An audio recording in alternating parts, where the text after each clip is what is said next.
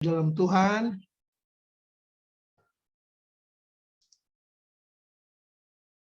Kita bersyukur kepada Tuhan oleh sahabat ini kita boleh berjumpa bersama-sama walaupun secara virtual untuk belajar firman Tuhan, mendengarkan isi hatinya agar kita sebagai umat-umat Tuhan boleh disegarkan, dikuatkan, dan boleh menjadi agen-agen perubahan dalam penginjilan yang membawa kabar baik kepada masyarakat.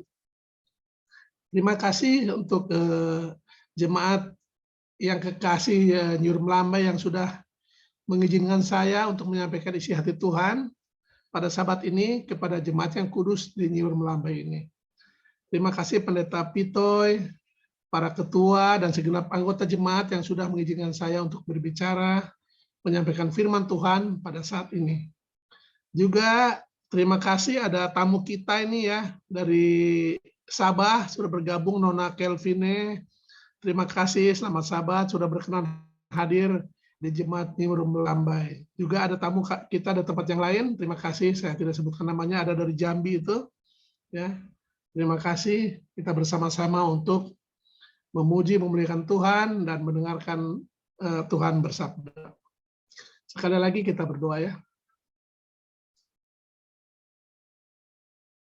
Bapa kami, Bapa yang maha baik, Tuhan pencipta dan penebus, kami datang bersimpuh di kaki-Mu ya Bapa, anak-anak-Mu, memohon kemurahan dan kasihan-Mu agar Engkau memberkati kami dengan firman-Mu sehingga kami boleh mengerti dan pada akhirnya kami boleh menjadi pelaku-pelaku firman-Mu ya Tuhan. Terima kasih Tuhan, jamah hamba-Mu, lidah hamba-Mu, pikiran hamba-Mu agar hamba-Mu boleh Engkau pakai menjadi alat-Mu di dalam menyampaikan Injil kebenaran ini. Di dalam nama Yesus Kristus hamba berdoa memohon kemurahan dan kasihan-Mu. Amin. Jadi saya bisa share screen ya. Saya mau share screen dulu.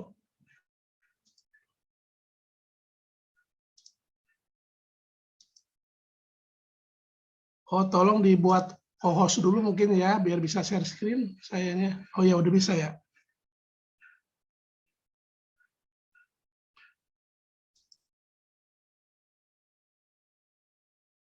Oh ini belum, saya belum dibikin co-host ya. Tolong dibikin sekarang co-host. Sudah. Oh ya udah ya.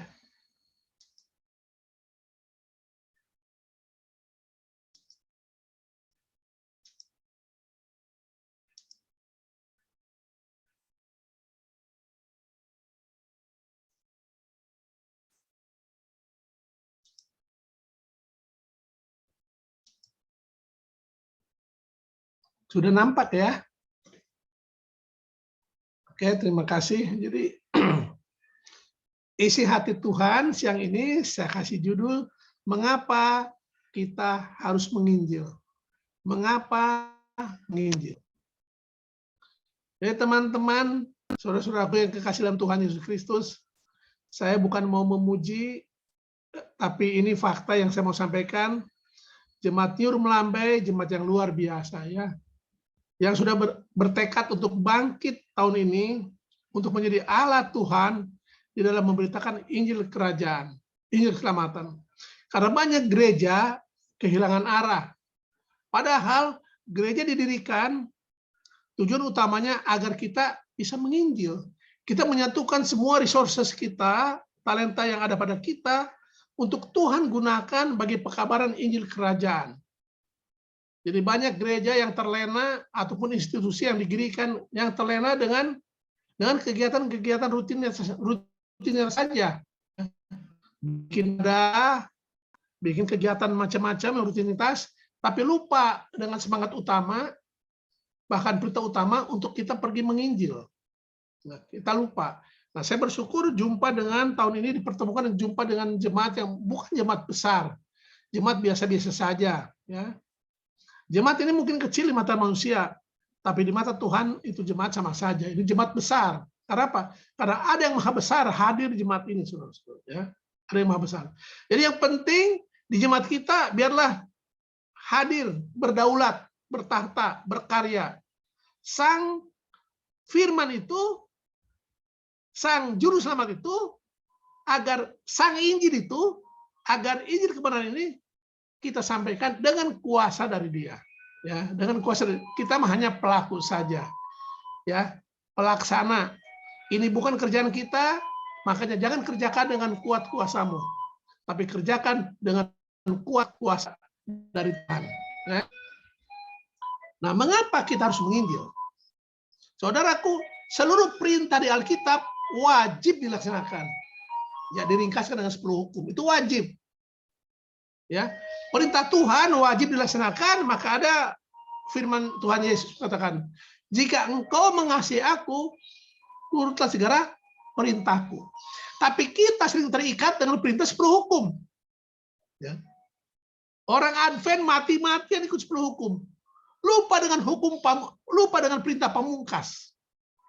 Ya, bagi saya 10 hukum nggak usah dibahas lagi. Itu tinggal diamalkan. Ya, jadi udah bukan didiskusikan lagi, tapi dipraktekkan lah itu. Nah, dan berikutnya adalah apa? Mempraktekkan perintah Tuhan yang terakhir, perintah pamungkas, perintah sebelum Tuhan kita mikraj, naik ke surga. Ya, sebelum naik ke surga ada hal yang penting yang disampaikan kepada murid-muridnya untuk dilaksanakan. Jadi saudara, makanya stop menyebut diri Kristen. Stop menyebut diri Advent. Kalau kita tidak melaksanakan perintah pamungkas. Perintah terakhir Tuhan kita, sebelum Tuhan kita naik ke surga. Ya. Jadi kalau hanya ikut 10 hukum aja, sahabat, segala macam, ya belum Advent, belum.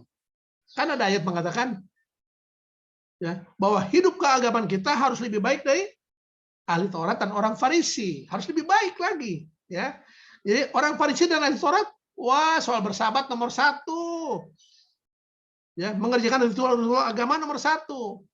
Tapi apa yang kurang dari mereka? Sampai-sampai Tuhan mengatakan, jika hidup keagamaanmu tidak lebih baik, tidak lebih benar dari orang Farisi, engkau tidak akan mendapatkan kerajaan surga. Mereka tidak menginjil, saudara. Kebenaran mereka kungkung. Ajarkan, tapi mereka nggak hidupkan. Mereka nggak bagikan bagi orang lain. Mereka tidak mau beritakan Injil. Bahkan kita lihat di Alkitab, mereka membinasakan sang Injil itu. Mereka yang membinasakan, menyalibkan Yesus. Ya. Jadi mengapa kita harus menginjil? Ya, tadi ayat inti udah katakan ya. Karena itu pergilah. Jadikanlah semua bangsa muridku dan baptislah mereka dalam nama Bapa, Anak, dan Roh Kudus. Teman-teman, ini adalah perintah. Banyak orang Kristen bilang, aduh maaf Pak Pendeta, saya tak bisa menginjil. Ya, ini pernyataan salah. Menginjil bukan talenta, bukan karunia, tapi apa? Perintah. Kan pergilah. Jadi kalau semua bangsa murid itu perintah. Kalau perintah, laksanakan atau tolak. Kalau engkau murid Yesus, kalau kita murid Yesus, mari kita laksanakan perintah pemimpin agung kita. Ya, mari kita lakukan. Pergi. Nah, bagaimana kita menginjil? Ini baru berhubungan dengan talenta dan karunia. Ya, bagaimana menginjilnya? Jadi, yang mengundang orang ke acara penginjilan, yang mengundang orang ke Bible study, yang mengundang orang ke gereja, yang mengundang orang untuk belajar Alkitab, itu sudah menginjil. Perhatikan, yang mengundang saja sudah menginjil itu. Ya. Membawa konsumsi kepada acara penginjilan, konsumsi, kalau pertemuannya offline ya, itu sudah menginjil. Menyanyi sudah menginjil.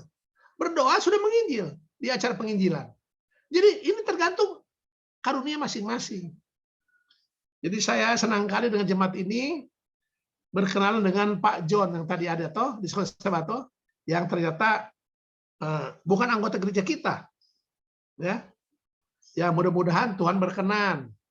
Besok lusa Pak John ini ya bersama-sama kita mempersiapkan diri untuk menyongsong kedatangan Tuhan yang kedua kali. Menjadi orang yang Adventist. Ya, maksudnya apa? Menjadi orang yang bersiap menyambut kedatangan Tuhan yang kedua kali. Karena bagi saya, semua orang Kristen harus Adventist. Apapun denominasinya, semua orang Kristen harus Adventist. Percuma jadi Kristen kalau tidak jadi Adventist. Kenapa? Puncak pengharapan orang Kristen adalah kedatangan Kristus yang kedua kali. Itu puncak pengharapan. Karena apa? Kalau Yesus belum datang, nasib kita sama. Umat percaya di PHK, yang tidak percaya PHK, umat percaya sakit, yang percaya pun yang tidak percaya pun sakit. Sekarang umat percaya kena corona, yang tidak percaya pun kena corona, sama saja. Ya. Tapi nanti setelah kedatangan Tuhan yang kedua kali, nyata benar bedanya, gitu loh. Nyata benar. Makanya puncak pengharapan umat Kristen, harusnya umat manusia, tapi yang lain nggak mau. Ya. Tapi kalau udah berani ngaku Kristen, ya puncak pengharapannya apa? Kedatangan Kristus yang kedua kali. Nah, ini yang harus diberitakan oleh kita, saudara. Agar apa? Agar orang juga siap-siap menyambutnya. Orang Kristen sekarang sibuk merayakan, memberitakan kedatangan Yesus yang pertama. Sudah lewat, sudah fakta sejarah. Natal sudah fakta sejarah, saudara. Bukan tidak penting, penting. Tapi sekarang yang urgent diberitakan adalah kedatangan yang kedua kali. Bukan yang dulu, ya. Itu mah sekadar aja, sekadar sejarah saja. Bagaimana sang firman ketika jadi manusia, itu namanya Natal. Bagaimana sang firman itu hidup sebagai manusia, memberi contoh pada kita, bergantung pada Bapa, tidak ada satupun pencobaan yang tidak bisa dikalahkan. Ya, tidak ada satupun. Bahkan Alkitab katakan, bukan hanya bagi Tuhan yang tidak ada mustahil, saudara. Coba saya lupa ayatnya. Bagi umat percaya tidak ada yang mustahil, saudara. Saudara boleh respon amin, gitu, saudara. Manggut-manggut itu. Kalau saudara setuju, ya terima kasih. Kalau setuju, manggut-manggut, jangan bengong aja gitu loh. Ntar ngantuk lama-lama, ya harus ada respon lah. Senyum, manggut. Kalau nggak setuju, boleh juga geleng-geleng kepala, gitu, nggak apa-apa. Nanti boleh ditanya ya. Jadi inilah satu perintah pamungkas sebelum Tuhan kita migrasi ke surga. Nampak sederhana, saudara, tapi ini bagi saya ini perintah pamungkas yang memeteraikan semua perintah. 10 hukum sempurna dilakukan, bagus. Semua perintah dari Tuhan di dalam Alkitab dilakukan, bagus. Tapi semuanya dimeteraikan oleh perintah ini.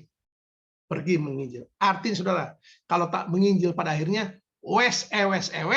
bablas keselamatannya. Itu akhirnya. Saudara sempurna sebagai orang Advent, tapi nggak menginjil. Kenapa? Takut dianiaya, takut dimusuhin. Pokoknya nggak usah lah. Yang penting bayar perpuluhan setia, persembahan setia, rajin ke gereja. Tapi nggak mau menginjil. Tuhan nggak kesempatan, nggak mau menginjil. Pokoknya jadi orang Advent sempurna. Saudaraku, justru tidak menginjil, tidak sempurna. Nanti kita belajar. Pada akhirnya hilang keselamatannya. Ya. Jadi kita mesti ingat, ini bukan karunia, bukan talenta, ini adalah perintah. Artinya, laksanakan atau tidak. Kalau mengaku murid Yesus, laksanakan. Kenapa harus sampai menginjil begini ya? Ya, karena ada fakta nyata. Apa faktanya? Kisah 4 ayat 12. Bahwa ternyata keselamatan tidak ada di dalam siapapun juga, selain di dalam Dia. Sebab di bawah kolong langit ini, tidak ada nama lain yang diberikan kepada manusia yang oleh kita dapat diselamatkan. Tuhan tak berdaya, saudara, ya, untuk selamatkan kita kalau kita menolak Yesus. Ini faktanya. Tuhan itu maha kuasa, maha mampu. Tapi Tuhan itu berperaturan, tertib. Tuhan Alkitab tertib. Dia tak bisa suka-suka. Tanpa Yesus Kristus, ya, Tuhan tidak berdaya untuk selamatkan saudara dan saya. Sudah ada aturannya. Kenapa demikian, saudara? Karena ada masalah antara Tuhan dan manusia. Apa masalahnya? Dosa. Dosa diselesaikan oleh Yesus Kristus. Makanya Sang Firman datang ke dunia untuk kalahkan iblis, hancurkan dosa, kalahkan maut, segala macam. Hutang dosa dibayar, upah dosa dibayar, waktu Yesus datang ke dunia ini. Maka dia mati. Makanya orang Kristen harus berdoa, biar doa panjang, doa indah sekalipun, doa macam-macam harus diakhiri dengan di dalam nama Yesus. Kenapa? Itu materainya, itu perangkonya. Tanpa Yesus doa nggak direkam oleh Tuhan.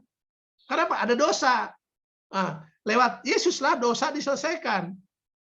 Makanya kita harus giat menginjil agar banyak orang atau sebanyak-banyaknya orang menerima keselamatan dari Tuhan Yesus Kristus.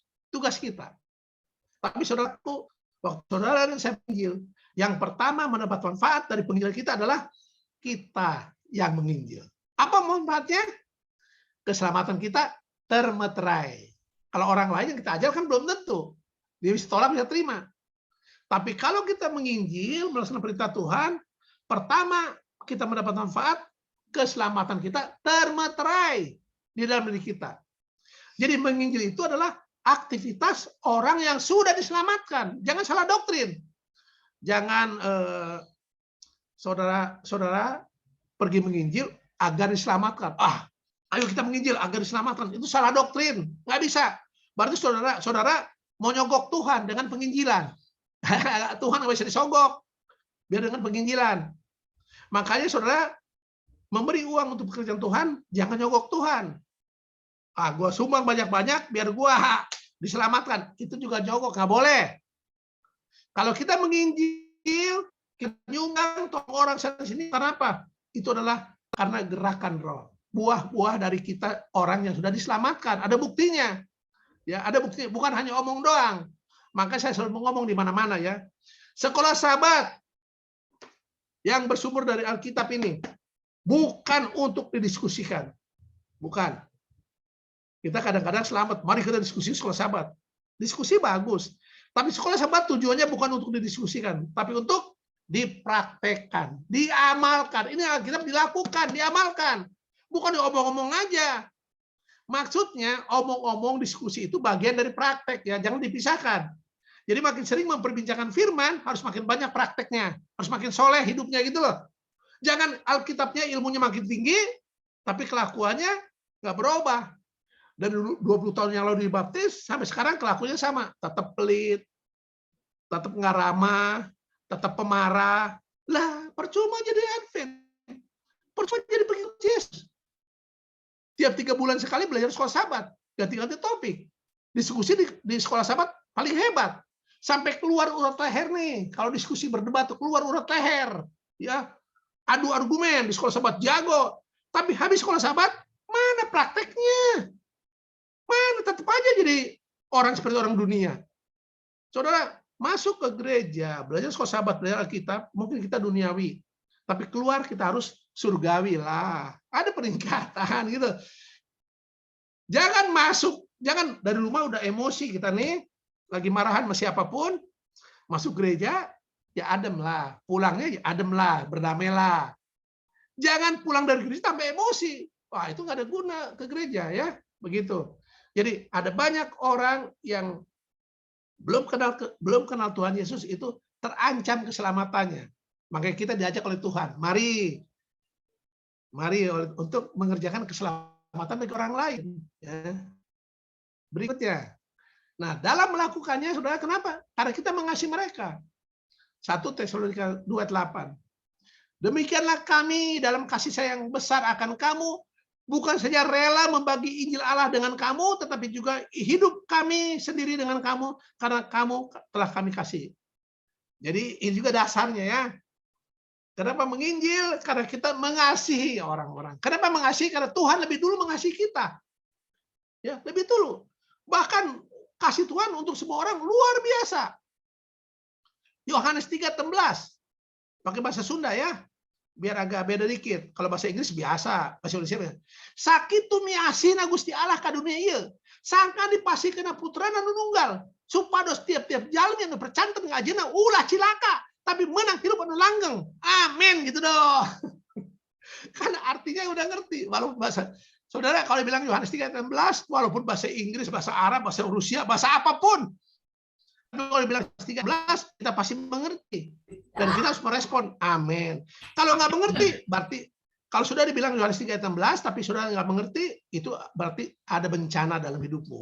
Bencana lah itu, tragedi. Masa nggak ngerti Yohanes 3:16 kan? Intinya Injil. Jadi kita mengerti lah itu. Kita mengasihi, Tuhan lebih dulu mengasihi. Ya.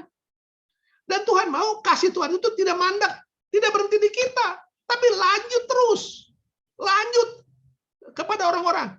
Nah, puncak kasih kita itu adalah memperkenalkan Sang Injil itu, Sang sumber kasih itu, Sang firman itu kepada orang lain. Ini puncaknya. Makanya di sini katakan, wah ini tulisan Rasul Paulus yang luar biasa. Bukan saja rela membagi Injil. Jadi kita bukan saja dakwah rajin, mengajar rajin, ya, tetapi juga hidup kami sendiri dengan kamu. Artinya apa, saudara? Jangan hanya ngomong firman doang. Jangan cuma ngomong roti doang. Roti gandum simpan di lemari, jangan. Roti gandumnya kasih juga. Roti hidup dikasih, roti gandum kasih juga. Artinya apa? Kita mengasihi orang lain ya dengan ya lahir batin lah. Maka saya gini-gini, saya usahakan kalau ngajar orang, bukan cuma bawa Alkitab. Ya. Bawa sesuatu lah kita ini kalau ngajar orang tuh ya. Orang seneng kok dibawain sesuatu. Misalnya mau ngajar orang nih secara langsung nih, kita bawalah jeruk sekilo gitu loh. Ya. Ya. Nggak mampu sekilo, kita bawa jeruk setengah kilo. Gitu. Nggak mampu setengah kilo, kita bawa seperempat. Nggak mampu juga, bawa 2 biji aja lah untuk dia yang kita ajar dengan untuk kita. Ya. Kita tuh mau bagi apa saja. Perhatikan kebutuhan orang. Jangan tutup mata dan telinga terhadap orang yang kita ajar. Jangan. Kita harus rela membagi hidup kita sama orang lain. Hidup kita loh dibagi loh. Artinya bukan sekedar memberi. Apa yang ada pada kita wajib kita salurkan pada orang lain. Termasuk hidup kita. Artinya apa? Sampai di level mati. Hidup kita sendiri hampir di level mati. Maksudnya kalau kita melayani, menginjil sampai di level mati kita siap. Kalau soal bagi roti gandum mah kecil. Bagi uang mah kecil. Kita rela menginjil sampai, kalau bahasa kerennya, maaf kalau salah ya, ini at all cost gitu loh. Nggak peduli biayanya berapa, itu kita sampai hidup kita bagi.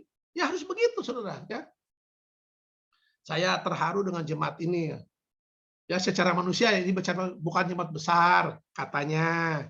Kalau bagi saya besar. Kenapa? Karena saya bisa masuk ke gereja itu besar. Karena saya pernah ke Nyurum Lamba ini. Ya. Karena ada pendeta muda datang ke rumah saya, ngomong, "Bang, mau khotbah di gereja saya?" Ya maulah. Tapi maaf Bang, gereja kecil. Kalau kecil nggak maulah saya. Bagaimana saya masuk kalau gerejanya kecil? Gitu. Masuknya saya ke gereja kamu, ya masuklah. Oh, kalau itu gereja besar lah itu. Kalau kecil itu kecil banget seperti kandang burung merpati. Jadi kita khotbahnya dari luar sebelum itu loh. Nggak bisa masuk. Kalau saya masuk masih besar. Jadi katanya ini menyebut gereja kecil, maksudnya kecil mungkin dari jumlah keanggotaan atau ya. Tapi saya lihat sesuatu yang besar di gereja ini. Saya sering melihat gereja besar, anggota banyak, gedung mewah, ya. Tapi saya ngelihat yang besar itu di situ. Malah saya lihat yang kecil. Karena yang Maha Akbar itu nggak ada di situ. Ya. Saya senang gereja ini walaupun menyebut diri gereja kecil, tapi saya melihat yang Maha Akbar, yang Maha Besar. Ada bertahta, berdaulat di gereja kita ini. Amin, saudara. Nah, makanya kita mengadakan apa? Kebangunan rohani. Tahun ini kita mau melakukan lebih lagi untuk Tuhan. Dalam arti kata, kita mau lebih lagi menyerahkan diri sama Tuhan. Karena kita bekerja dengan kuat kuasa Tuhan, bukan kuat kuasa kita. Ya. Jadi makanya teman-teman, mari kita camkan firman Tuhan ini di 1 Tesalonika 2 ayat 8. Sehingga kita nggak ragu-ragu melakukan pelayanan kita ini ya. Bukan cuma menginjil, tapi hidup kita serahkan kepada orang yang kita injili. Kita serahkan sama Tuhan, maksudnya untuk kemajuan Injil Kerajaan ini. Nah, itu tadi udah senggol ya. Bahwa menginjil itu memateraikan keselamatan kita. Jadi kalau kita nggak menginjil, akhirnya kita cilaka. Ini dia. 1 Korintus 9:16. Karena jika aku memberitakan Injil, aku tidak mempunyai alasan untuk memegahkan diri. Sebab itu adalah keharusan bagiku. Celakalah aku jika aku tidak memberitakan Injil. Ini omongan Rasul besar. Rasul besar berkata, celakalah aku. Bayang Rasul besar. Kalau tidak memberitakan Injil, saudara siapa? Rasul besar aja merasa terancam keselamatannya kalau tidak memberitakan Injil. Saudara siapa? Saya siapa? Jadi kalau Rasul besar aja cilaka, apalagi kita ciloko banget, soro banget, sengsara itu bang. Ya. Jadi makanya marilah kita amankan, materaikan keselamatan sudah ada pada kita dengan cara ya menginjil, memberitakan Injil. Saudara, pernah saya disambut di satu gereja, dikatakan, wah kita kedatangan tamu penginjil yang luar biasa. Bapak Panggabean, tinggalkan pekerjaan demi penginjilan. Mohon maaf, saudara-saudaraku, itu salah semua. Saya ralat, mohon maaf. Ya, tidak betul itu. Saya tidak luar biasa. Ini pekerjaan biasa, memberitakan Injil. Tidak perlu memegah diri.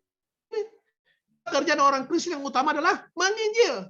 Kalau saudara mengaku Kristen Advent lagi, dan saudara yang menginjil, itu baru luar biasa.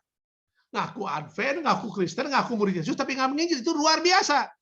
Murid Yesus semuanya harus menginjil, jadi biasa. Jadi menginjil itu biasa, kerjaan biasa, ya kerjaan biasa. Jadi makanya tidak perlu memegahkan diri, nggak perlu dibilang penginjil luar biasa, nggak perlu. Maka saya disebut evangelis saja saya nggak suka, terlalu keren bagi saya, nggak usah. Ya, saya mah juru dakwah Injil aja, dari pintu ke pintu, dari kampung ke kampung, dari pos ke pos, gitu ya. Jadi saudara-saudaraku, marilah kita kalau berani menyebut diri Kristen Advent lagi, mari kita hidupkan itu. Kita menginjil, itu biasa. Kalau nggak menginjil baru luar biasa, saudara. Jadi yang luar biasa itu saudara yang nggak menginjil. Berani ngaku Kristen, berani ngaku Advent, tapi nggak menginjil, itu luar biasa. Ya. Nah, celaka aku jika aku tidak menginjil. Maka tadi saya bilang, wes bablas keselamatannya. Mohon maaf. Makanya mari kita pertahankan ya. Kita pertahankan keselamatan yang ada pada kita dengan cara melakukan kehendak Tuhan. Kita pun enak melakukannya, saudara. Kenapa? Karena bukan dengan kuat kuasa kita. Bukan karena kepintaran kita. Bukan, tapi karena kuasa dari Tuhan. Kita hanya menyediakan diri aja. Aku mau Tuhan. Berkarya dari hidupku Tuhan. Itu aja.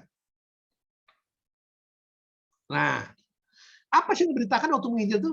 Yang diberitakan itu apa? Ya sang Injil itu, Yesus Kristus yang diberitakan, saudara ya. Enggak yang lain. Lengkap Yesus Kristus. Nah, di sini ada siapa Yesus Kristus itu ya? Yohanes 1 ayat 1 dan 14. Saya menyebut saya menyebut ayat ini Yohanes 1 ayat 1 sebagai silsilah keilahian Yesus. Ya. Kalau Matius ada silsilah kemanusiaannya. Di sini silsilah keilahiannya. Pada mulanya adalah firman, ini bicara tentang Yesus ya. Firman itu bersama-sama dengan Allah dan firman itu adalah Allah. Nah, ini poin.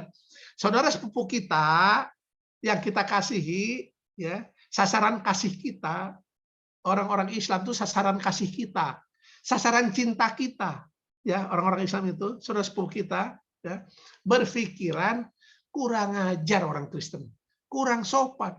Masa ada nabi namanya Isa diangkat jadi Tuhan? Itu pemikiran mereka, saudara mesti paham itu.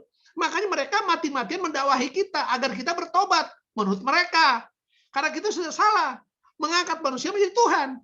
Ini salah total, salah paham.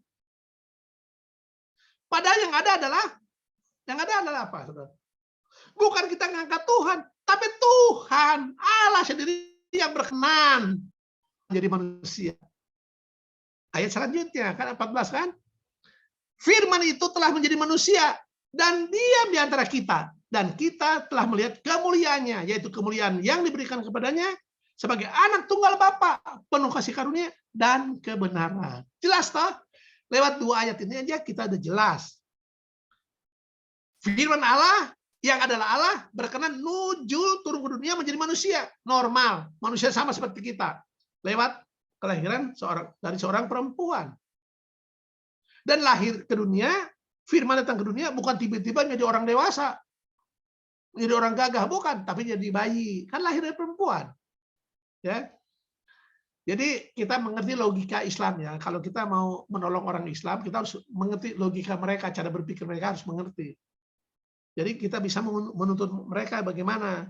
Saya ulangi ya, ini penting banget. Jadi mereka berpikir kita sudah kurang ajar mengangkat manusia menjadi Tuhan, mengangkat manusia menjadi Allah. Padahal enggak, Allah yang jadi manusia. Ini yang kita beritakan pada mereka. Nah, sebetulnya ayat ini sudah terekam juga di buku mereka. Terekam di buku mereka, ini sebelah kanan. Ada di buku mereka sebetulnya.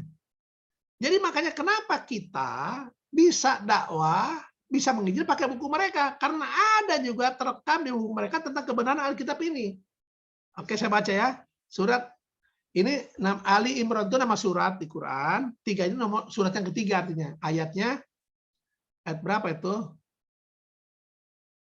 ayat 45. Ini karena ketutup gambar, saya bisa lihat ketutup gambar ya. Jadi surat yang ketiga ayat 45. Demikian bunyinya. Ingatlah ketika para malaikat berkata, "Wahai Maryam, sesungguhnya Allah menyampaikan kabar gembira kepadamu tentang sebuah kalimat firman." Nah, ini lihat ya. Sebuah kalimat firman darinya, yaitu seorang putra namanya kalimat itu jadi putra. Cuma di sini kan nggak jelas bagaimana jadi putranya. Cuma dibilangnya kalimat itu disebut putra. Namanya Al-Masih putra Maryam. Seorang terkemuka di dunia dan di akhirat, dan termasuk orang-orang yang didekatkan pada Allah. Jadi ada terekam bahwa kalimat itu firman itu manusia. Jadi manusia, cuma nggak disebutkan seperti di Injil. Ya, waktu firman jadi manusia, tapi paling nggak adalah nyangkut bahwa firman itu, kalimat itu adalah menjadi manusia. Itu namanya Yesus Kristus ya. Nah, ada yang menarik saudara, kalau untuk ngomong-ngomong sama mereka nih, Isa ini, firman yang sudah jadi manusia ini, dinyatakan terkemuka di dunia dan di akhirat. Wah, ini luar biasa. Terkemuka di dunia dan di akhirat. Wah, mana bisa? Manusia biasa, walaupun jabatan Nabi dan Rasul, mana bisa terkemuka di akhirat? Di akhirat ada makhluk surga, minimal ada malaikat. Mana bisa terkemuka? Tapi Isa masih terkemuka di dunia dan di akhirat. Kenapa? Karena dia adalah firman Allah, yang adalah Allah gitu loh. Nah, berikutnya. Nah, inilah penggambaran yang Injil itu yang ke dunia lewat versi Lukas. Ya, tadi Yohanes, Lukas katakan. Sesungguhnya engkau akan mengandung dan akan melahirkan seorang anak laki-laki dan hendaklah engkau menamai dia Yesus. Kata Maria kepada malaikat itu. Bagaimana hal itu mungkin terjadi karena aku belum bersuami? Ini penggambaran bahwa firman itu datang ke dunia melalui manusia Maria, ya, nanti lahir normal sebagai bayi, ya, tapi berasal dari surga, dari Allah sendiri. Bukan berasal dari ibu bapaknya. Kalau kita, bapak ibu, berasal dari orang tua kita. Orang tua kita berasal dari orang tua kita. Berarti artinya apa? Kita berasal dari dunia ini. Tapi sang firman ini berasal dari surga. Isa Al-Masih ini ya. Dari surga. Kenapa? Lahir dari seorang yang belum bersuami, seorang perawan. Maka penting banget saudara menekankan perawan Maria tuh. Kenapa? Kalau lahir dari seorang ibu-ibu, ya nggak ajaib lah, biasa lah ya. Ibu-ibu melahirkan kan. Tapi kalau perawan melahirkan, itu ajaib. Ya, ajaib, ini ajaib. Satu-satunya perempuan perawan yang melahirkan anak hanya Maria. Kalau orang mandul, perempuan mandul punya anak banyak. Karena persamaannya. Perawan dengan mandul ada persamaan. Sama-sama nggak bisa punya anak. Perawan nggak bisa punya anak. Orang mandul nggak bisa punya anak. Tapi untuk orang mandul, Tuhan sudah bikin banyak mujizat. Banyak wanita mandul di Alkitab akhirnya punya anak. Tapi untuk perawan, Tuhan nggak akan bikin mujizat lagi. Kenapa? Karena Yesus adalah anak tunggal Bapa. Ya, nggak akan. Nah, ini terekam juga di Quran, saudara. Ya, informasi yang di sini di Injil terekam juga di Quran. Di surat Maryam, berarti surat Quran, surat QSN, Quran surat Maryam nomor 19 ya, itu ayatnya nggak nampak saya di sini, ketutupan ayat 20 atau 21 kali itu ya. Berapa itu? 1920. 1920. Ya, saya ketutupan gambar ini. Dia Jibril berkata sesungguhnya apa, tolong dibaca lagi itu Ibu Lili apa tadi? Tolong dibacakanlah Bu Lili. Dia Jibril berkata, sesungguhnya aku hanyalah utusan Tuhanmu untuk menyampaikan anugerah kepadamu seorang anak laki-laki yang suci. Dia, Maryam, berkata, bagaimana mungkin aku mempunyai anak laki-laki, padahal tidak pernah ada seorang laki-laki yang menyentuhku dan aku bukan seorang pezina. Nah, terima kasih ya. Di Quran juga ditekan bahwa Yesus berasal dari apa? Dari surga, bukan dari manusia lagi, bukan dari dunia ya. Makanya Yesus satu-satunya orang yang ditulis suci di Quran. Ini di atasnya menyampaikan anugerah kepadamu seorang anak laki-laki yang suci. Tak ada orang suci lain selain Yesus. Di Injil dan di Quran. Ya. Bayangin, maka saya sering bercanda ini ya. Saya sering bercanda kalau lagi dakwah bercanda. Kenapa orang Jawa Tengah lebih mudah jadi Kristen daripada orang Jawa Barat? Orang Jawa Barat susah. Kenapa orang Jawa Tengah lebih susah jadi Kristen daripada orang Jawa Barat? Ini mah bercanda lah. Saya jawab, karena Yesus orang kudus. Orang suci gitu. Satu-satunya orang kudus, Yesus. Ya, Yesus. Jadi yang lain nggak ada. Ya. Makanya sebetulnya ya, kalau di Jawa ini, saudara, utama tinggal di Kudus. Karena hanya orang Kudus yang masuk surga. Bukan orang Jakarta. Orang Jakarta masuk salah. Orang Bekasi, orang Kudus pasti masuk surga. Kalau di Sumatera, hanya orang Porsia yang masuk surga. Bukan orang Siantar, orang Medan. Hanya orang Porsia yang masuk surga, saudara. Setengah bercanda lah. Ya, jadi Yesus ini luar biasa. Berasal dari Allah ya. Inilah Injil itu yang kita beritakan bahwa Yesus itu adalah Sang Firman Allah yang turun ke dunia menjadi manusia. Manusia suci. Itu kita beritakan. Apa yang kita beritakan? Ya. Lukas 1:35. Saya udah keenakan minta tolong ini Ibu Lili lah baca Lukas 1:35. Lukas 1 ayat 35, jawab malaikat itu kepadanya, Roh Kudus akan turun atasmu dan kuasa Allah yang Maha Tinggi akan menaungi engkau, sebab itu anak yang kau lahirkan itu adalah disebut kudus, anak Allah.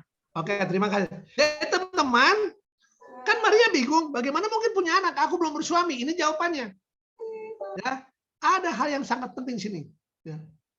Kuasa Allah yang Maha Tinggi akan menaungi engkau, Maria.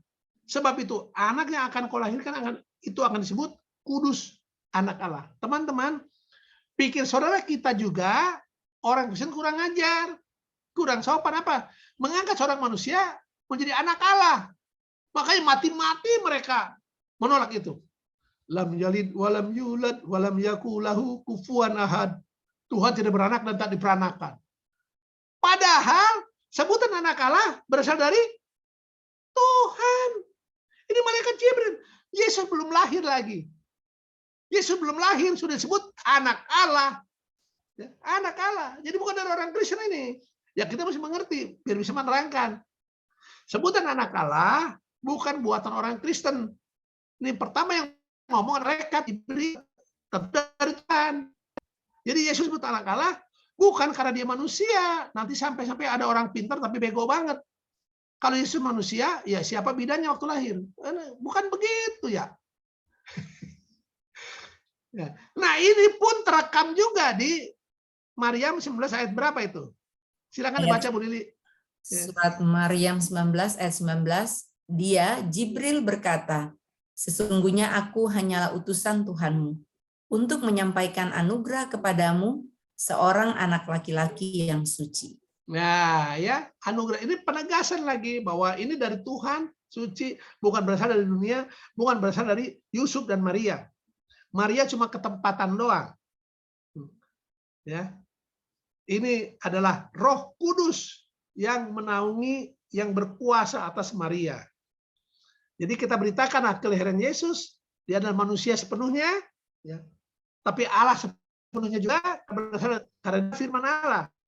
Jadi saudaraku, firman Allah itu kekal, tidak berubah. Jadi firman Allah menjadi Yesus, firman Allahnya tetap ada dalam diri Yesus. Maka Yesus dipanggil Tuhan oleh orang Kristen. Nah, apa lagi kita beritakan? Silakan Bu Lili. Lukas 23 ayat 46, lalu Yesus berseru dengan suara nyaring, ya Bapa, ke dalam tanganmu kuserahkan nyawaku, dan sesudah berkata demikian, ia menyerahkan nyawanya. Terima kasih. Yang mesti kita beritakan adalah kematiannya juga. Yesus mati. Lahir kudus, hidup kudus, akhirnya mati sebagai kurban. Mati sebagai kurban. Ini mesti kita beritakan. Ya. Kenapa? Membayar harga tebusan. Yesus mati sebagai kurban, membayar harga tebusan. Ya. Mengalahkan iblis. Makanya saudara, ini kalau kita pelajari ya luar biasa cara Tuhan bekerja itu. Bertolak belakang dengan manusia bekerja. Lucifer awalnya, iblis kan awalnya Lucifer. Sudah di tempat yang tinggi, toh. Tapi ingin naik terus ke tempat yang lebih tinggi. Naik terus. Tuhan mengalahkan iblis. Tuhan mengalahkan Lucifer dengan cara apa? Dengan cara apa? Turun terus. Tuhan di tempat yang maha tinggi, sebagai oknum yang maha tinggi, kalahkan iblis, kalahkan Lucifer dengan cara turun sampai menghampakan diri. Luar biasa fakta Alkitab ini, saudara. Ya. Sampai mati di kayu salib. Baca Filipi 2 ayat 8. Ya. Baik, mati itu banyak tingkatannya. Banyak orang pengen mati keren, saudara. Banyak orang pengen mati keren. Ya. Yesus mati yang paling hina. Mati salib. Mati salib. Nah, kematian Yesus inilah mesti kita beritakan, penting. Ini mati Yesus menjadi juru selamat. Sudah menebus kita. Hutang dosa kita dibayar oleh Yesus. Nah, ternyata saudaraku, kematian Yesus ini terekam juga di Quran. Cuma banyak saudara kita nggak mengakui. Terekam juga, ini bukan kata saya. Ya, ada. Ya, tapi di terjemahan Quran sudah dipelesetkan. Di sebagian terjemahan Quran ini, makanya saya fotokopi ini dari Quran saya yang dapatkan agama yang masih terjemahannya masih bagus menurut saya ya. Nih dari Quran ini. Kalau Quran yang lain terjemahannya nggak begitu. Nggak ada kata mati sebenarnya di sini. Ya silakan Bu Lili, tolong saya baca lagi yang Surat Qurannya. Al-Maidah 5 ayat 117. Aku tidak pernah mengatakan kepada mereka kecuali apa yang engkau perintahkan kepadaku mengatakannya, yaitu sembahlah Allah. Sembahlah Allah Tuhanku dan Tuhanmu, dan adalah aku menjadi saksi terhadap mereka selama aku berada di antara mereka.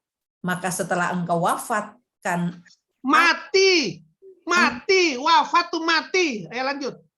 Wafatkan, angkat aku, engkaulah yang mengawasi mereka, dan engkau adalah maha menyaksikan atas segala sesuatu. Ya, saudara. Ini ya, ada kata angkat dalam kurung. Itu nggak ada. Itu pengelabuan. Setelah engkau wafatkan aku, Yesus mati. Jadi yang Yesus mati bukan karena salib, saudara. Bukan karena orang Yahudi, Yesus mati. Karena apa? Diwafatkan, kata Quran, oleh Allah. Alkitabnya katakan, Yesus apa? Menyerahkan nyawanya, kuserahkan nyawaku. Dia rela. Bahasa Qurannya, diwafatkan oleh Tuhan. Setelah engkau wafatkan aku, engkaulah yang mengawasi mereka. Artinya gini, saudara. Ini dalam bahasa Injil, terang Injil. Waktu itu ada, Yesuslah pengawas murid-murid. Tapi setelah Yesus wafat, maka pengawas murid-murid, pengawas orang Kristen adalah siapa? Roh Kudus kalau bahasa Injil. Ya. Engkaulah siapa? Allah. Jadi bahasa kita lebih detail lagi. Roh Kudus. Sekarang yang menjaga kita, mengawasi kita, menuntun kita, menolong kita, mengajar kita. Siapa? Roh Kudus. Kalau bahasa Quran, Allah sendiri. Keren banget ya orang Kristen ya. Orang Kristen keren loh, kata Quran, diawasi oleh Allah langsung. Dulu Yesus, sekarang Allah langsung. Jadi bukan ulama yang mengawasi. Ya. Bukan pendeta yang mengawasi. Tapi Roh Kudus Tuhan langsung. Luar biasa, ini kematian Yesus ya. Walaupun disangkal oleh mereka. Saya baca lagi ayat yang lainnya. Ini karena saya menghemat waktu aja, jadi saya kasih satu ayat. Ini ada 3 ayat di Quran. Yesus mati ya. Ini saya baca yang lebih seru. 355. Ali Imran 55. Nih, ini Ali Imran. Ini kan Al-Maidah. Ini saya baca Ali Imran ayat 55. Demikian bunyinya. Ingatlah ketika Allah berfirman, "Hai Isa, sesungguhnya aku akan menyampaikan kamu kepada akhir ajalmu, mati, dan mengangkat kamu kepadaku." Jadi Yesus dimatikan dulu, baru diangkat ke surga. Saudara, kita percaya Yesus kan ada di surga, tapi nggak lewat kematian. Ya, kalau kita percaya Yesus ada di surga, tapi lewat kematian, lewat mati dulu, bangkit baru ke surga. Ternyata ayat ini mengatakan Yesus memang mati dulu baru diangkat. Luar biasa ini kebenarannya. Makanya kita bisa pakai untuk nolong orang-orang itu ya. Ya, berikutnya. Lukas 24 ayat 6, silakan Ibu Lili, udah tanggung lah ya. 24 ayat 6, ia tidak ada di sini. Ia telah bangkit. Ingatlah apa yang dikatakannya kepada kamu ketika ia masih di Galilea. Amin. Puji Tuhan. Yesus tidak berakhir di kematian. Dia bangkit. Dia bangkit. Ya. Bangkit. Dan ini ada di Quran. Silakan dibaca di Qurannya.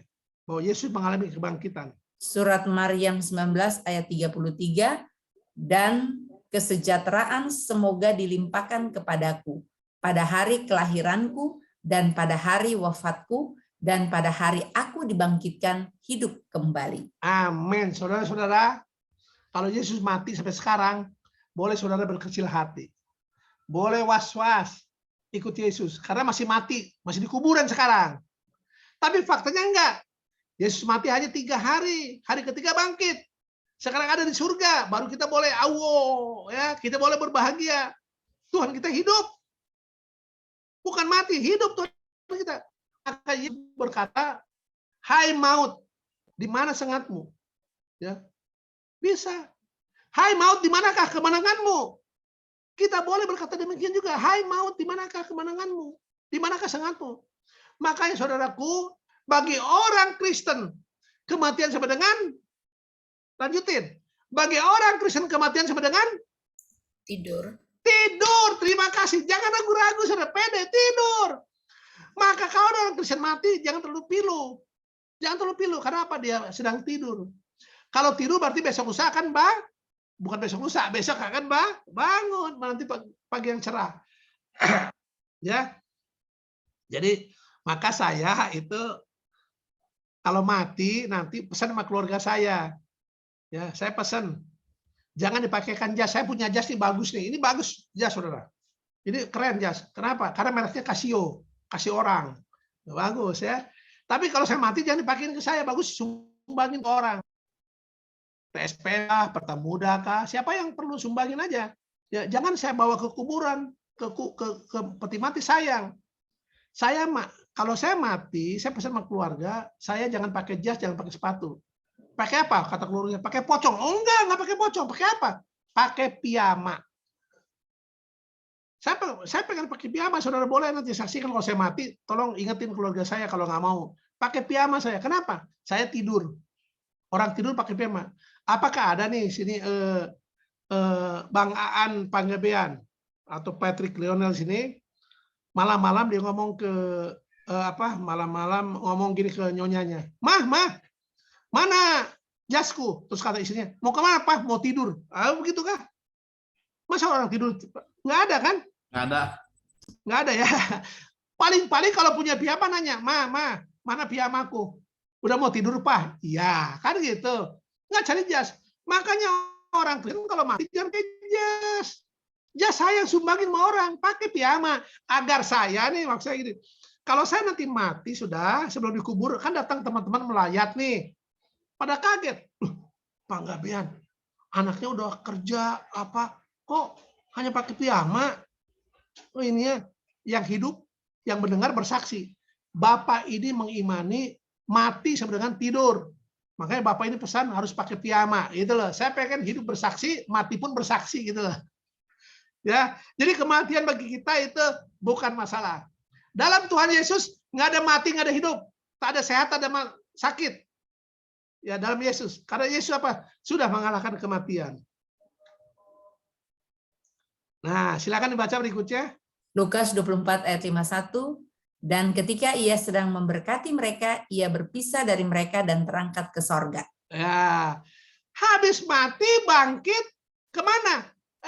Mikraj ke surga, naik ke surga. Ini suka luar biasa. Saya bersyukur Tuhan, Yesus mati 3 hari. Jadi bukan 1 hari. Kalau 1 hari ntar dipikir orang cuma pingsan doang. Mati suri kalau cuma sebentar. Ini 3 hari cukuplah. Betul-betul mati toh 3 hari. Dan bangkit, bersyukur sama Tuhan tidak langsung ke surga. Nanti kalau langsung ke surga dibilang bukan bangkit, diumpetin oleh murid-murid.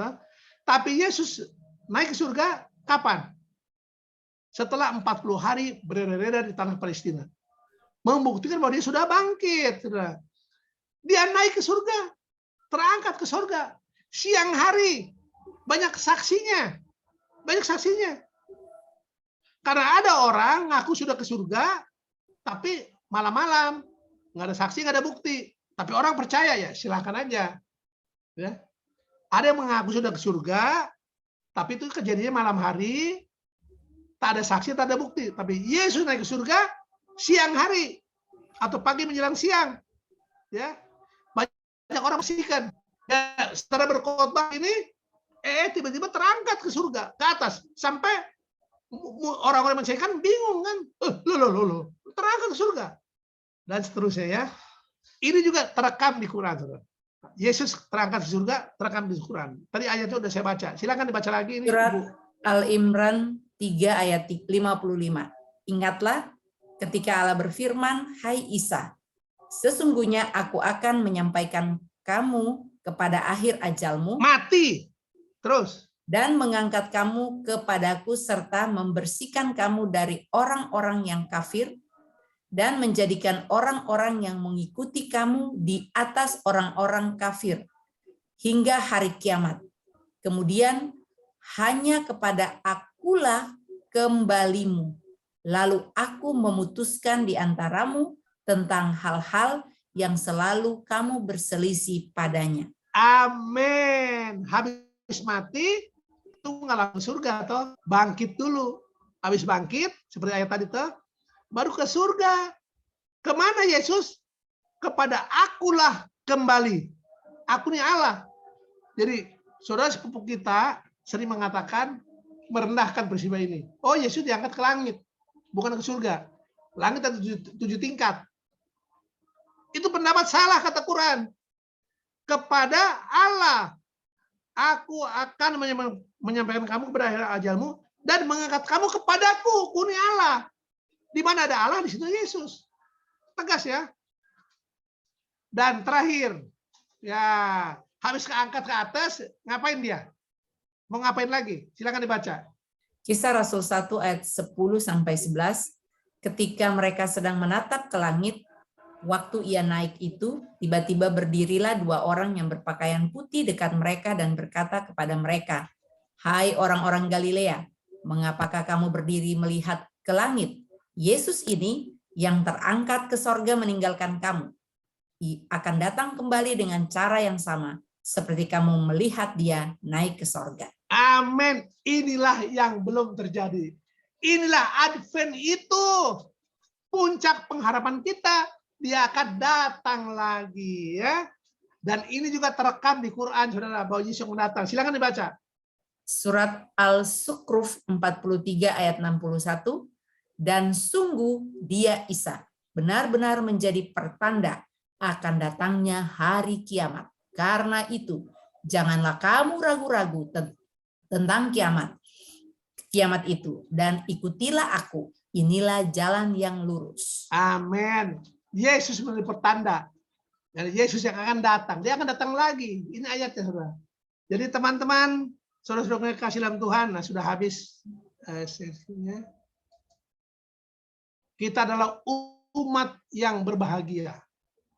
Umat yang mendapat jaminan penuh dari orang yang menjamin yang sudah mengalami. Karena ada banyak di luar sana berjanji kalau ikut mereka akan hidup di surga, ya. Padahal yang berjanjinya di mana? Di kuburan masih mati. Bagaimana berjanji?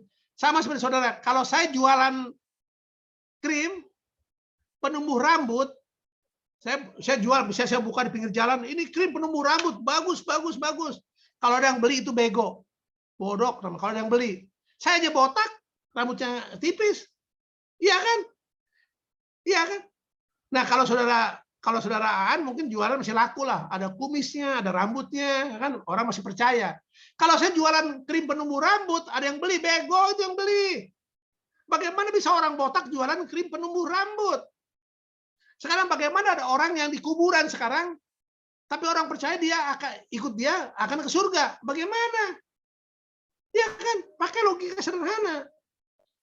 Kalau pengen ke surga, ikutlah orang yang sudah ada di surga. bukannya ada di kuburan. Kalau di kuburan, ikut ke kuburan, saudara. Bukan ikut ke surga. Ini fakta, logika, pakai nalar gitu. Tapi kita tentu bicaranya dengan hormat-hormat. Kalau sudah berkawan, ya, Nona Kelvine, saya senang lihat pas ini layar di hadapan saya, dia kasih apa reaksi, saya senang, manggut-manggut, berarti masuk di akalnya. Jadi kita harus begitu, kalau dengar firman cocok kita manggut-manggut lah, bilang amin lah, jangan diem aja. Ya, terima kasih ya.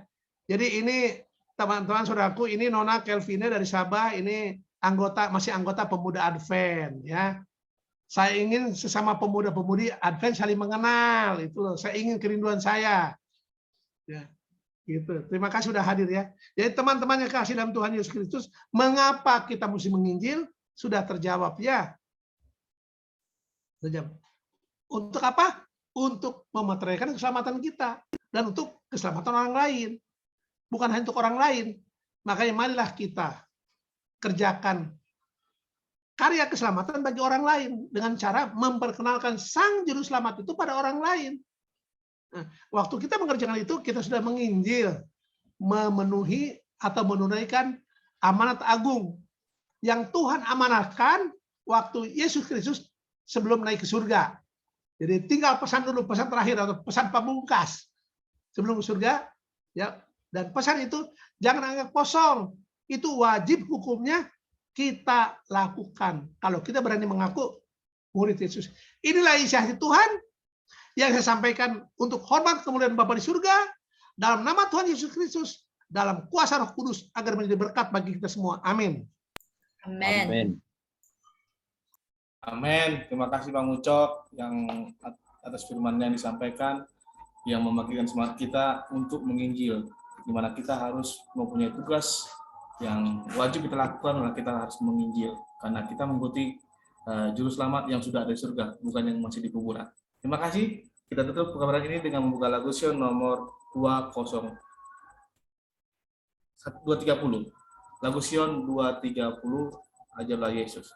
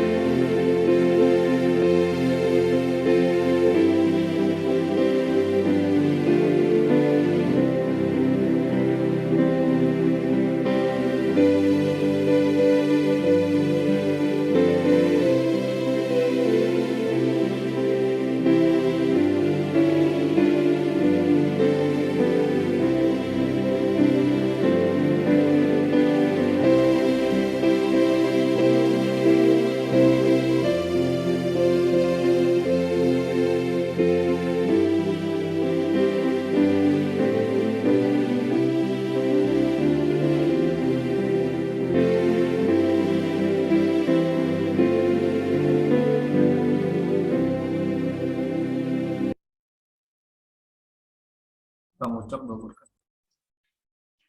Dengan hormat saya minta Pendeta Roy Pito yang berdoa sekaligus doa berkat. Pendeta Pito yang berdoa. Mari kita tunduk kepala dan kita berdoa.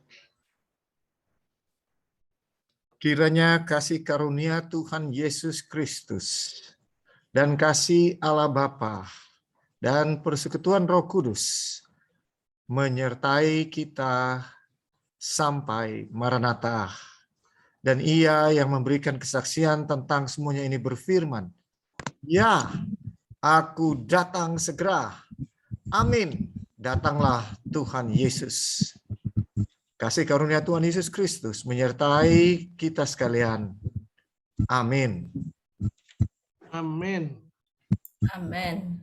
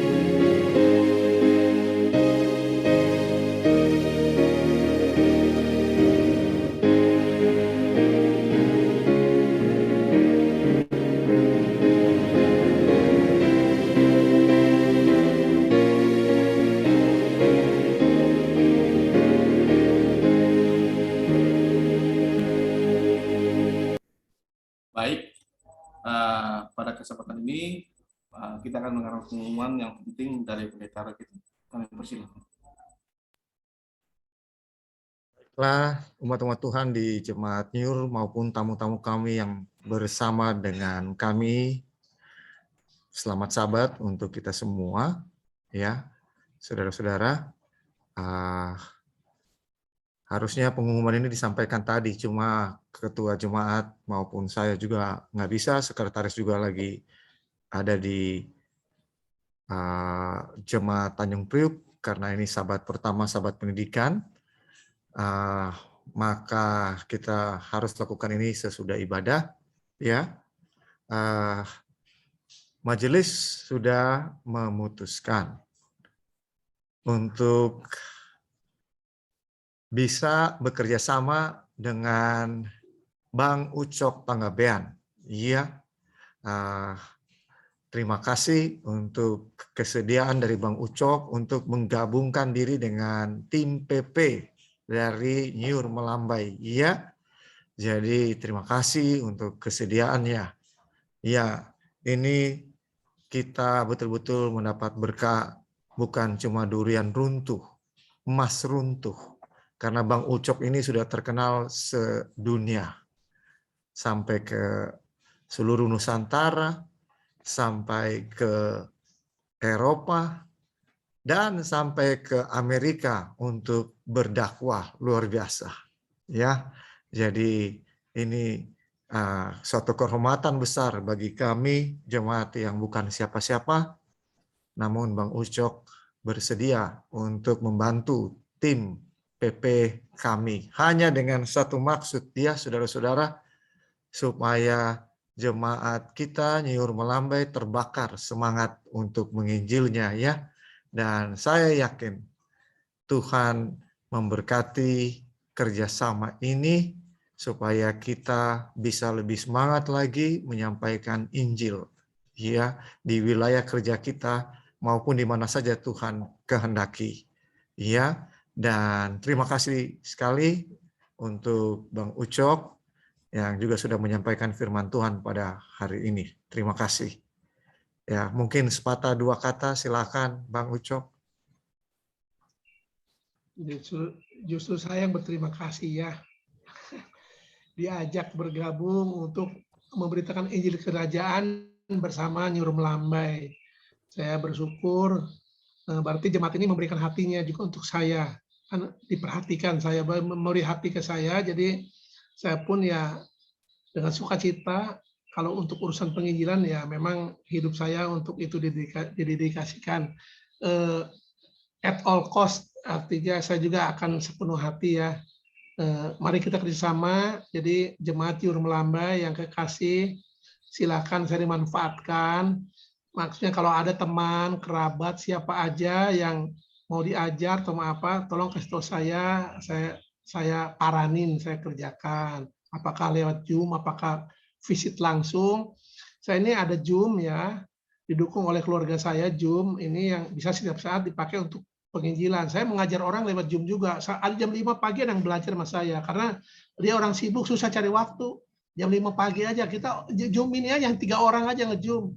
Itu saya lakukan, makanya tadi at all cost itu ya. Jadi makanya jangan segan-segan. Kalau untuk penginjilan nggak ada istilah jauh, nggak ada istilah wah susah atau berisiko, nggak ada.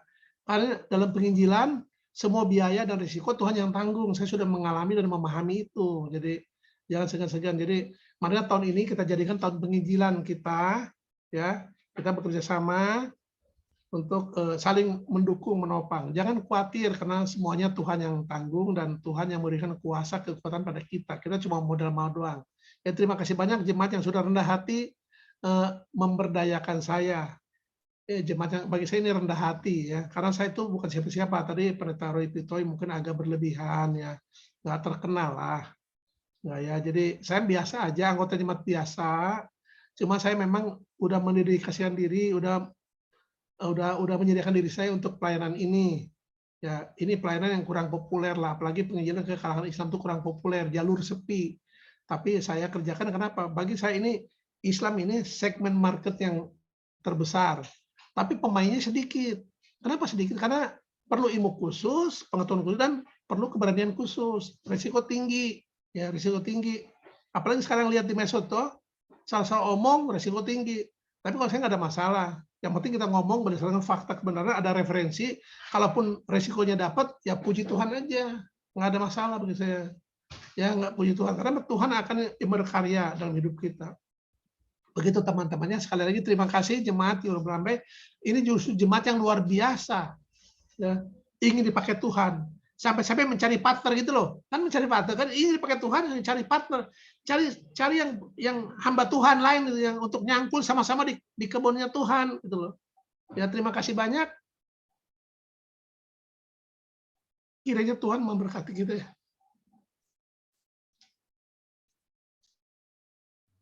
Baik. Amin. Terima kasih. Kami mewakili jemaat ya, minta izin. Selamat datang Bang Ucok. Selamat berpat dengan kami. Semoga penginjilan kita berjalan dengan sesuai kepada Allah. Baik, acara selesai. Acara sahabat kita selesai. Kami mengucapkan selamat sahabat bagi semua. Selamat sahabat. Selamat sahabat. Selamat sahabat. Belum ditunjuk yang doa makan loh. Terima kasih semua. Yang doa makan belum ditunjuk. Mas Abang. Ibu Elizabeth, selamat sahabat. Makasih sudah gabung ya. Ya, makasih. Terima kasih Bang Ucok. Oh, ini teman-teman ada juga ini terus Bijak Yuriswira. Ini saudara kita dari Surabaya, guru SMP Muhammadiyah. Masih Cap Beduk. Makasih Mas Bijak ya. Saya merasa terhormat. Kalau kita ibadah sama-sama dengan orang Advent di gereja itu bukan luar biasa. Ketemu orang Advent di gereja itu biasa. Tapi kalau ketemu Cap Beduk di gereja itu luar biasa. Iya, makasih Mas Bijak ya sudah gabung ya. Tuhan memberkati Mas Bijak. Ini seorang sarjana hukum, saudara. Ya guru di Muhammadiyah ya. Masih pemuda juga ini. Masih pemuda. Di Surabaya tinggalnya. Oke.